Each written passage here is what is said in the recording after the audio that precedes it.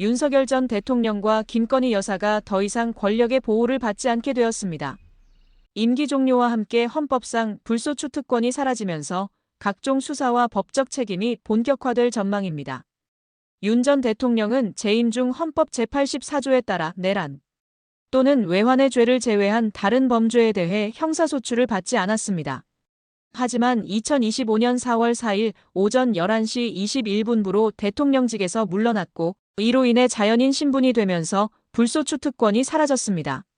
현재 윤 전 대통령은 12월 3일 내란 사태와 관련해 내란의 우두머리 혐의로 기소된 상태입니다. 검찰은 당시 불소추 특권으로 인해 직권 남용 혐의는 적용하지 않았습니다. 하지만 이제 이 특권이 사라짐에 따라 윤 전 대통령이 검찰, 경찰, 군에 위법한 지시를 내렸다는 의혹과 관련해 직권 남용 혐의가 추가될 가능성이 높아졌습니다. 법조계에서는 검찰이 추가 기소는 물론 구속영장을 재청구할 가능성도 배제할 수 없다는 의견이 나오고 있습니다.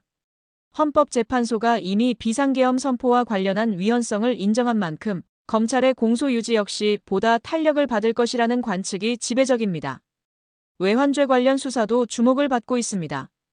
경찰이 확보한 노상원 전 정보사령관의 수첩에는 북방 한계선 NLL 인근에서 북한의 공격을 유도하는 방식의 북풍 공작 정황이 담긴 것으로 알려졌습니다.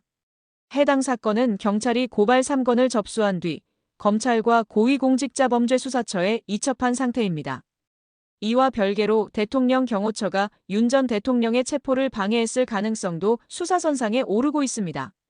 경찰은 경호처의 비화폰 서버 삭제와 체포영장 집행 방해 행위에 대해 수사 중이며 이미 김성훈 경호처 차장과 이광우 경호본부장이 특수공무집행방해 혐의로 수사 대상에 올랐습니다.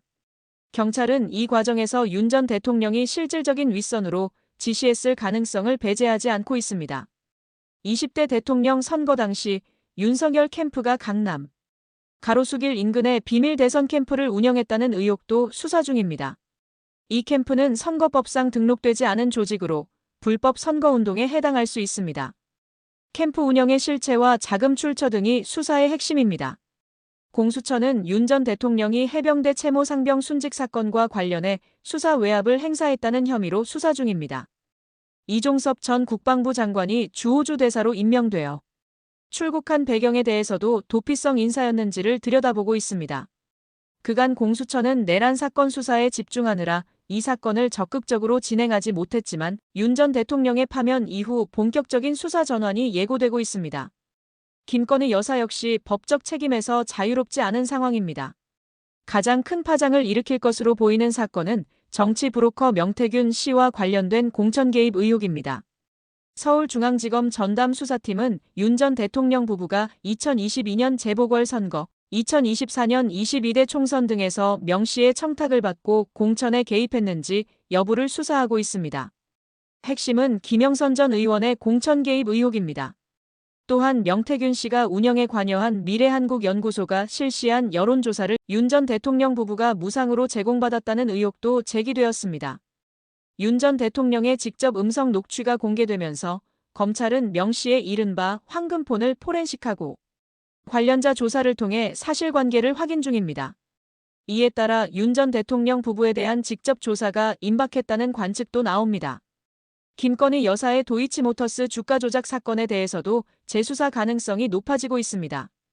검찰은 지난해 10월 증거 불충분을 이유로 무혐의 처분을 내렸지만 고발인인 최강욱 전 의원이 이에 항고했고 현재 서울고검이 재수사 여부를 검토 중입니다. 더욱이 도이치모터스 권오수 전 회장이 대법원에서 유죄 판결을 받은 점은 김건희 여사의 재수사 필요성을 높이고 있습니다.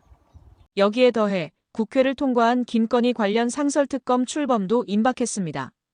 수사 대상에는 도이치모터스와 삼부토건 주가 조작 의혹, 명품 가방 수수, 최상병 사건 외압, 양평고속도로 노선 변경 의혹 등이 포함됩니다.